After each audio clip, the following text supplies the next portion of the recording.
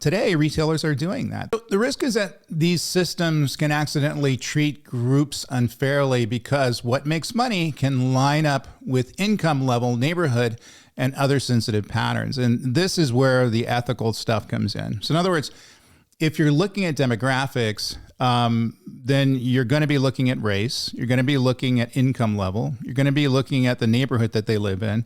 You know, all these sorts of things which are going to affect them in different ways. And they're going to adjust the pricing based on what they think you're going to be able to pay or the likelihood that you're going to pay the price. And that gets into a little of an ethical iffy area because if you are profiling people via race or profiling people, you know, via sexual orientation, things like that, you know, typically that's not considered something that people who do are going to be good. In other words, you're not going to be a good person if you're doing things like that and you have some ethical issues. But today, retailers are doing that. They're looking at all demographics of a particular person. They're looking at race, income level, neighborhood, even whether or not if someone's logged in, whether they had a criminal record or not, and when's the last time they got a speeding ticket, and you know, all these sorts of pieces of data which go into these large language models, which allow them to look at the probability that you're going to buy something based on price sensitivity, and then their ability to move the price up or move the price down to get you over to make that buying decision.